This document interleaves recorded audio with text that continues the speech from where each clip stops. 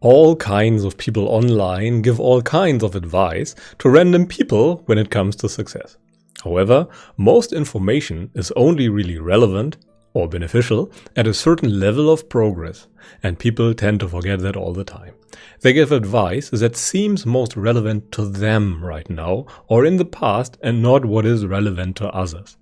Very few can give advice that is catered toward you and your level of progress specifically. Let us now have a look at the timeline of success advice to find out what tip is actually applicable in your situation. And I have prepared some diagram for this. This is pretty much a timeline of all the phases of a new habit. You start as a newbie, then you become a novice, then an intermediate, then an advanced, and then an expert.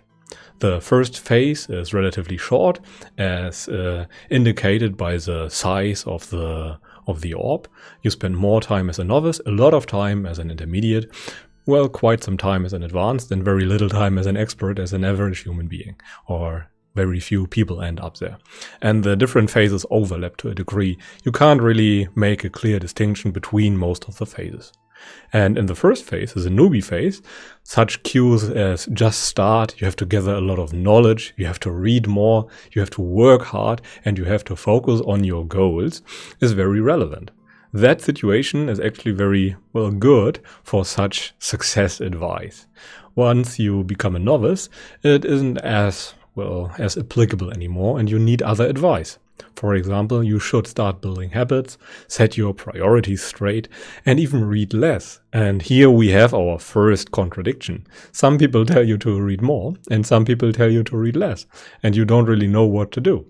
Well, in the beginning, reading is very, very important, but after you gathered a good amount of knowledge, you have to actually spend time practicing and not reading. Most benefits of habits come by practicing them and not by reading about them. Another thing you could do is try to build a morning routine, as that actually helps with practicing things and not just reading things. Another thing is you should try to track your progress. Thus, you make sure that you actually do more or actually do enough to enforce mental adaptations and habits. And the more advanced you get, the more fine-grained the advice usually becomes. You should start to modularize. You should start breaking your goals down into manageable work packages. You should take up responsibility. Otherwise, you could always think that other people have to change or your environment has to change and not you, which is a pretty bad thing. And things like embracing failure can also really help at that stage. At the beginning, you aren't really keen on embracing failure too much, but the more advanced you become, the more you realize that you can actually learn from your mistakes, and they are kind of a good thing in the long run. And now that you become more advanced, the advice becomes more general again and not as specific as before. Now you should focus on things like avoiding stress, because at some point you accumulated so much or so many habits that you can actually do too much. Thus you should, cultivate things like meditation to avoid the stress, or just focus on the most important things. You should also have fun while doing it, otherwise you won't keep the habit going for the long run. Thus, you should work smart and not hard anymore, and you should maybe cultivate good friendship, thus they could help you on your path of self-improvement. And on the expert level, the advice is pretty similar to the newbie advice.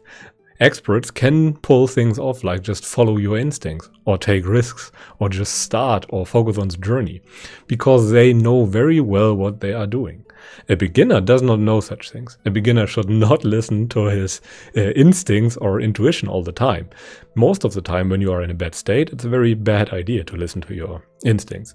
Further, you don't have to take risks as a beginner. You have a very set path you can follow that automatically leads to success. And the things in the beginning you have to do are very simple. You could focus on your journey, but you first have to have goals. Otherwise, you have no journey you can focus on. And one type of advice, as a just start advice, for example, applies in all phases. And some advice is very good, just like that. But most advice is only applicable or most beneficial at a certain level of progress. And this is more or less the timeline of success advice.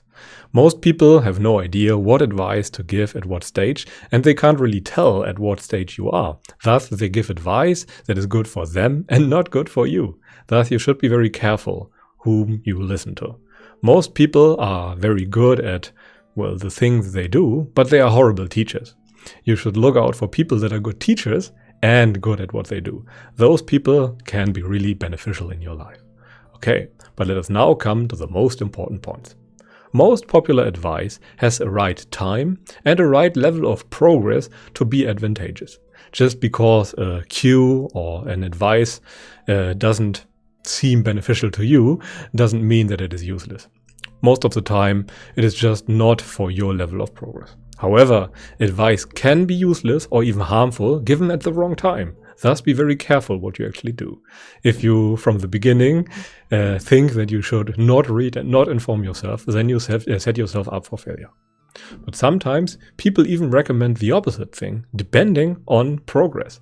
Thus, you should be very careful. It is important to understand that good advice is only valid for a person with a specific progress level and inclination. You shouldn't advise a very emotional person to, I don't know, to just suck it up or things like that. You need a more gentle approach for those people. And other types of people that are very driven need another set of advice that is not applicable to very emotional people, for example. People do differ to a degree and they need different kinds of advices. For example, in Buddhism, there are several different paths described according to the personal inclinations. And very little advice is generally applicable and beneficial. Be careful whom you listen to, as a lot of advice could do more harm than good in the wrong situation and at the wrong level of progress. And all in all, while there is definitely bad advice out there, it is just not the right time for most advice. There are people who can benefit from pretty much everything, but it might not be you, but that doesn't mean that the advice is, well, bad. Okay, but that's pretty much it for today. Thank you very much for watching. If you enjoyed the video, feel free to leave me a thumbs up so I know that I should produce more of this style of content. If you enjoy this type of content in general, feel free to subscribe and maybe even hit the bell icon. And if you feel like I missed something, feel free to let me know in the comment section so that other people and I can benefit from your wisdom. But until then, I wish you a pleasant day and goodbye.